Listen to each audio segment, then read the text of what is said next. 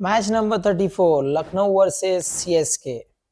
दोनों ही टीमें अभी अच्छा खेल रही हैं, ऐसा नहीं है, लेकिन अगर कंपैरिजन दोनों टीमों का अगर किया जाए तो लखनऊ 6 में से 3 हारी है और सीएसके 6 में से 2 हारी है।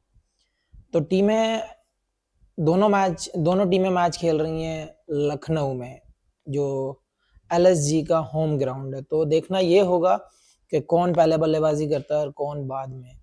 अगर लखनऊ की हम बात करते हैं तो ज़्यादा कुछ ओपनर्स से उन लोगों को मिला नहीं है, क्योंकि डीकॉक जल्दी आउट हो जा रहे हैं, केएल थोड़ा सा रुक रहे हैं, तो उनको 3 नंबर पर पार्टिकल रन नहीं बना रहे हैं। क्योंकि 6-7 अगर मैच देखे जाएं, जो 6 मैच खेले हैं उसमें पार्टिकल ने कोई खासा परफॉर्म नहीं किया है। उसके बाद अगर हम देखें तो आयुष भदोनी, वो थोड़े से ठीक चले आखिर के 2-3 मैच में जो देखा गया है। उसके बाद आते हैं निकोलस पूरन, उन्होंने बहुत अच्छा परफॉर्म किया है। दीपक हुड्डा को उन्होंने चेंजेस में किया था, तो वो दीपक हुड्डा भी उतना कोई खास प्रभाव नहीं डाल पाए। जहां पर आती है मिडिल ऑर्डर में बैटिंग की बारी, तो वहां पर दीपक हुड्डा हो या फिर आपके पार्टिकल हो, या एक्सपेक्ट करते हैं हम ऑलराउंडर से। ऑलराउंडर कुणाल पांड्या ने भी कोई खासा प्रभाव नहीं डाला है, और सबसे बड़ा जो प्रभाव है वो स्टोइनिस का है। स्टोइनिस भी कोई खासा प्रभाव नहीं डाल पाए हैं। अगर लखनऊ का ओपनर्स को छोड़कर, क्योंकि ओपनर्स ने कहीं ना कहीं परफॉर्म किया है, लेकिन अगर मिडिल ऑर्डर की बात करें हम, तो पार्टिकल बिल्कुल अपना प्रभाव नहीं डाल पाए हैं। वधोनी ने ठीक ठाक किया है, लेकिन अगर दीपक हुड्डा को चेंजेस में लाए थे, उन्होंने भी कोई खासा कुछ नहीं किया है। मेन स्टोइनिस और कुणाल पांड्या का है, वहां से भी उन लोगों को रन नहीं मिले हैं। अगर देखा जाए तो मिडिल ऑर्डर में उन लोगों को स्ट्रॉन्ग करना पड़ेगा अगर चेन्नई के अगेंस्ट जीतना है तो। अगर लखनऊ की बॉलिंग की अगर हम बात करते हैं तो वो भी कोई खासा प्रभाव नहीं डाल पाए, क्योंकि मोहसिन खान ने भी 3 मैच में 5 विकेटें ली हैं, बट एवरेज बॉलिंग रही है बीच में। अगर देखते हैं नवीन उल हक और कुणाल पांड्या ने अभी तक 3 ही विकेट लिए हैं।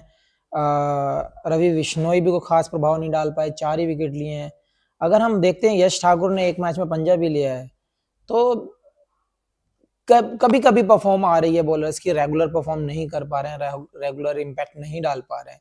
तो अगर हम लिस्ट को देखते हैं तो कोई खासा प्रभाव नहीं डाला है, ना होम में ना अवे में।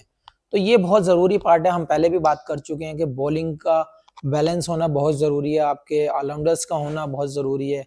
तो यहाँ पे अगर बॉलिंग यूनिट अगर कुछ करती है तो बैटिंग ऑर्डर में थोड़ा ईजी हो जाता है, अगर आपका मिडिल ऑर्डर बैटिंग नहीं कर पा रहा है तो ये चीज़ बहुत इम्पैक्ट डालेगी अगर आपकी बॉलिंग साइड अगर स्ट्रांग होती है तो। और अगर हम बात करते हैं चेन्नई सुपर किंग की, तो खासा बैलेंस दिखाई दिया है उधर, क्योंकि ऋतुराज गायकवाड़ और चित्त रविंद्र ने अच्छी शुरुआत दी है। फिर आपके अजिंक्य रहाणे हैं, उसके बाद आपके मिचेल हैं, रविंद्र जडेजा हैं, शिवम दुबे हैं, और सबसे बड़ा नाम महेंद्र सिंह धोनी, जो वो 4, 6, 8, 10 बॉल खेलने आते हैं, वहां पे अलग ही मजा आ जाता है। लेकिन अगर हम बात करते हैं बैटिंग ऑर्डर की, तो खासा बैलेंस रहा है, अच्छा परफॉर्म किया है। क्योंकि अगर ओपनर्स हो और जितने भी उनके चेन्नई की मैचेस हुए हैं उनमें ओपनिंग ने इम्पैक्ट डाला है। बीच में फिर अगर आपको देखते हैं तो मिचेल अच्छा खेले हैं। फिर आप अगर देखते हैं तो अजिंक्य रहाणे हैं। वहां पे अगर हम देख रहे हैं रविंद्र जडेजा ने भी ठीक ठाक बैटिंग की है।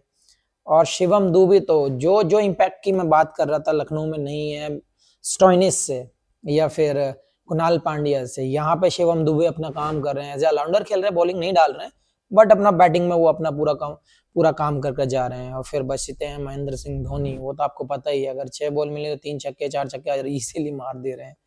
तो बैटिंग उनका कंप्लीट एकदम बैलेंस्ड है। अगर बॉलिंग की हम बात कर रहे हैं तो उनके बॉलर्स भी सही चल रहे हैं, क्योंकि मुस्तफिजुर रहमान है, दीपक हैं, तुषार देशपांडे हैं, तो सब मिलकर रविंद्र जडेजा हैं, सारे जितने भी हैं, देशमुख हैं, सब अपना अपना रोल कर रहे हैं जितना भी है। क्योंकि और सबसे बड़ा नाम अगर हम देखते हैं इनमें तो पथिराना आते हैं बीच में, कहीं ना कहीं वो अपना इम्पैक्ट डाल के जाते हैं। उनका तो एक्शन भी अलग है, पेस भी अलग है, तो बहुत डिफिकल्ट होता है। अगर ओवरऑल पैकेज की हम बात करते हैं तो चेन्नई बहुत स्ट्रांग है कंपेयर टू एलएसजी। तो देखना ये होगा कल एलएसजी अपने होम में कैसा खेलती है अगेंस्ट चेन्नई। वो बहुत जरूरी रहेगा कि अपने होम में 2 पॉइंट लेना उन लोगों को।